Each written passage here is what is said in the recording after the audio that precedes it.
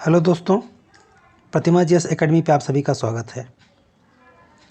दोस्तों, आज का पहला बिंदु है ट्राम यात्रा उत्सव। ट्राम यात्रा उत्सव ये एक ऐसा ट्रेन के माध्यम से चलने वाला, पहले मेलबर्न कोलकाता में चलाया गया था। छोटी छोटी पटरियाँ होती हैं तो उसी को ट्राम बोला जाता है। कलकत्ता में चलाया जाता है इस समय।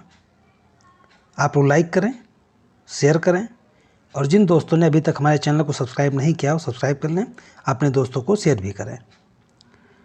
साथियों, ट्राम यात्रा उत्सव एक चलता फिरता ट्राम क्रॉनिकल है, जिसे क्रानिवाल के नाम से जाना जाता है। 1996 में कोलकाता और मेलबर्न में संयुक्त रूप से शुरू किया गया था। वैसे तो ट्राम यात्रा 1873 में ही शुरू कर दिया गया था, लेकिन वो यहाँ पर ना होकर के यूरोप में भी शुरू किया गया था और हमारे यहाँ बहुत पुराने रूप में भी शुरू किया गया था, कोलकाता में शुरू किया गया था। लेकिन 1996 में कोलकाता और मेलबर्न में संयुक्त रूप से शुरू किया गया था और उसके विकास पर ध्यान भी दिया गया था। वर्तमान में कोलकाता एकमात्र भारतीय शहर है जहां ट्राम अभी भी चलते हैं। कोलकाता में लगभग 2 दर्जन मार्ग थे, परंतु अब यह केवल 2 मार्ग रह गए हैं। अब ये केवल 2 मार्ग कोलकाता में रह गए हैं। ट्राम यात्रा के मार्ग अब विलीन होकर समाप्त कर दिए गए हैं। तो ट्राम यात्रा उत्सव से प्रश्न आएगा तो कोलकाता मेलबर्न की जो संयुक्त रूप से चलाया गया था उसी को आज भी ध्यान में रख करके यह उत्सव मनाया जाता है। अगला बिंदु है विजय दिवस। प्रतिवर्ष 16 दिसंबर को विजय दिवस मनाया जाता है। पहले हमारा देश संयुक्त था। 15 अगस्त 1947 को भारत आज़ाद हुआ। उसके पहले 14 अगस्त को पाकिस्तान का विभाजन हो गया था। पूर्वी पाकिस्तान, जो कि वर्तमान में बांग्लादेश है, और पश्चिमी पाकिस्तान, जो कि वर्तमान पाकिस्तान है, में विभाजन देखा गया था। परंतु 3 दिसंबर 1971 में जब पश्चिमी पाकिस्तान ने पूर्वी पाकिस्तान के ऊपर अत्याचार करना प्रारंभ किया तो भारत ने 3 दिसंबर 1971 में युद्ध में शामिल हो गया और 13 दिनों के तक चलने वाले युद्ध पाकिस्तान के 93,000 सैनिकों ने भारत के सेना के सामने आत्मसमर्पण कर दिया था। 16 दिसंबर 1971 को बिना शर्त समर्पण के वजह से भारत को जीत घोषित किया गया था और पाकिस्तान पराजय हुआ था। साथ ही साथ बांग्लादेश की उत्पत्ति हुई थी, यानी वही पूर्वी पाकिस्तान जो वर्तमान में बांग्लादेश है 16 दिसंबर 1971 में अस्तित्व में आया था। तो विजय दिवस के रूप में भारत में 16 दिसंबर को मनाया जाता है और बांग्लादेश में स्वतंत्रता दिवस के रूप में। अगला बिंदु है जनरल मिरोस्लाव हेर्मेशवेस्की। जनरल मिरोस्लाव हेर्मेशवेस्की ये पोलैंड के कॉस्मोनॉट हैं। इनकी 81 वर्ष की आयु में निधन हो गया है। 1978 में पहली बार सोवियत अंतरिक्ष यान के जरिए इन्होंने पृथ्वी की परिक्रमा किया था। ये अपने जीवन काल में 126 बार ग्लोब का चक्कर लगा चुके थे। पूरी पृथ्वी घूम चुके थे, 126 बार ग्लोब का चक्कर लगा चुके थे। अगला बिंदु है यूथ कोलैब।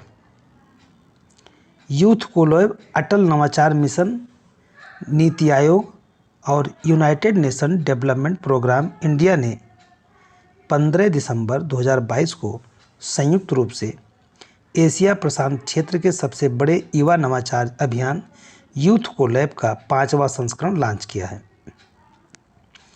यूथ कोलैब संयुक्त रूप से नीति आयोग और यूएनडीपी के सहयोग से चलाया जा रहा है। ये 5वां संस्करण है 2022 का। यूथ कोलैब 2019 में शुरू हुआ था। इसका उद्देश्य है एशिया प्रशांत देशों के लिए एक आम एजेंडा स्थापित करना। राष्ट्रीय चिकित्सा दिवस। प्रत्येक वर्ष 1 जुलाई को राष्ट्रीय चिकित्सा दिवस मनाया जाता है और इसकी शुरुआत 1991 में हुआ था। पश्चिम बंगाल के दूसरे मुख्यमंत्री और चिकित्सक डॉक्टर बिधान चंद्र राय के सम्मान में मनाया जाता है। दोस्तों, डॉक्टर बिधान चंद्र राय डॉक्टर थे। ये 1 रुपया में पूरा इलाज करते थे लोगों का, गरीबों का बड़ा ध्यान रखते थे और ये पश्चिम बंगाल के दूसरे मुख्यमंत्री भी रहे हैं।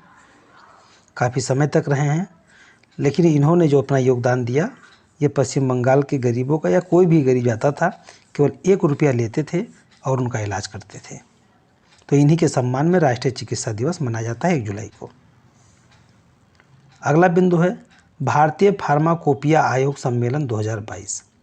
भारतीय फार्माकोपिया आयोग सम्मेलन 2022, इसका आयोजन नई दिल्ली में किया गया है और विषय वस्तु है addressing medicine quality for future. Addressing medicine quality for future भारतीय फार्माकोपिया आयोग सम्मेलन का थीम है, नई दिल्ली में आयोजित किया गया है। अगला बिंदु है अंतर्राष्ट्रीय सहकारिता दिवस। सहकारिता का मतलब होता है कोऑपरेटिव, यानी कि सरकार और निजी मिल करके कार्य करते हैं। तो अंतर्राष्ट्रीय सहकारिता दिवस जुलाई के महीने के पहले शनिवार को मनाया जाता है। 2022 में ये 100वां दिवस 2 जुलाई को नई दिल्ली में मनाया गया। 1923 में पहली बार मनाया गया था अंतर्राष्ट्रीय सहकारिता दिवस, और अंतर्राष्ट्रीय सहकारिता दिवस नई दिल्ली में जो मनाया गया उसके मुख्य अतिथि अमित शाह गृह मंत्री भी हैं और सहकारिता मंत्रालय भी इन्हीं के पास है, और इसी वजह से मुख्य अतिथि के रूप में ये बुलाए गए थे। इसका मुख्य विषय है सहकारिता के एक आत्मनिर्भर भारत और बेहतर भविष्य का निर्माण करना। सहकारिता के एक आत्मनिर्भर भारत और बेहतर विश्व का निर्माण करना। अगला बिंदु है QS best student city ranking 2023। QS best student city ranking 2023 के तहत लंदन को सर्वश्रेष्ठ शहर का दर्जा दिया गया है। वहीं नंबर 2 पर दक्षिण कोरिया की राजधानी सियोल है, और नंबर 3 पर जर्मनी का शहर म्यूनिख है, नंबर 4 पर स्विट्जरलैंड का शहर ज्यूरिख है, और नंबर 5 पर ऑस्ट्रेलिया का शहर मेलबर्न है। QS best student city ranking 2023 के तहत ब्यूनस आयर्स, जो कि लैटिन अमेरिका का देश है, ये लैटिन अमेरिका महाद्वीप में शीर्ष पर है, ओवरऑल 23वां रैंक प्राप्त है। यानी ब्यूनस आयर्स शहर जो अर्जेंटीना की राजधानी है, ये दक्षिण अफ्रीका महाद्वीप का सबसे शीर्ष पर शहर है, और यदि उसका पूरा रैंकिंग में देखा जाए तो 23वां स्थान है। इसमें भारत का सर्वोच्च रैंक वाला शहर मुंबई है, जो विश्व स्तर पर 103वां स्थान प्राप्त किया है। भारत के 4 शहर शामिल किए गए हैं।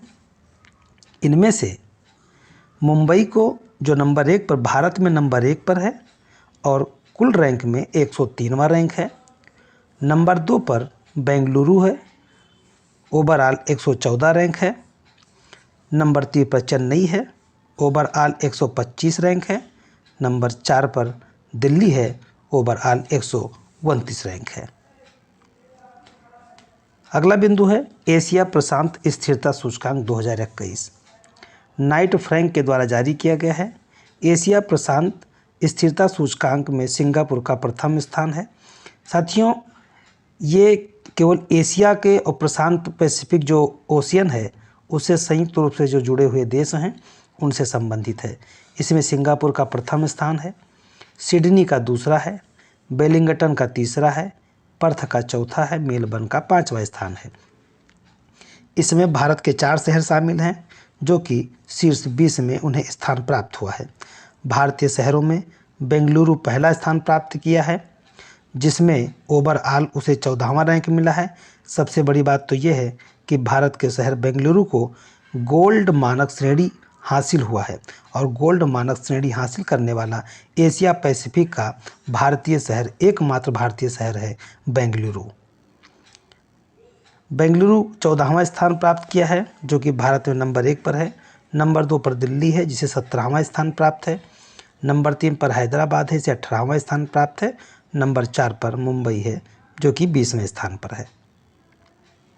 अगला बिंदु है अल्लूरी सीताराम राजू की 125वीं जयंती। प्रधानमंत्री नरेंद्र मोदी जी ने आंध्र प्रदेश के पश्चिमी गोदावरी जिला के भीमावरम में स्वतंत्रता सेनानी अल्लूरी सीताराम राजू का 125वीं जयंती के अवसर पर कांस्य प्रतिमा का अनावरण किया है।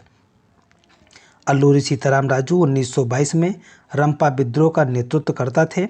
उन्हें मांडियो बेरुडू यानी जंगल का नायक कहा जाता है, और अल्लूरी सीताराम राजू को 1924 में सार्वजनिक रूप से अंग्रेज़ों के द्वारा गोली मार दी गई थी। तो दोस्तों, मैं अपने क्लास को समाप्त करता हूँ। धन्यवाद। जय हिंद, जय भारत।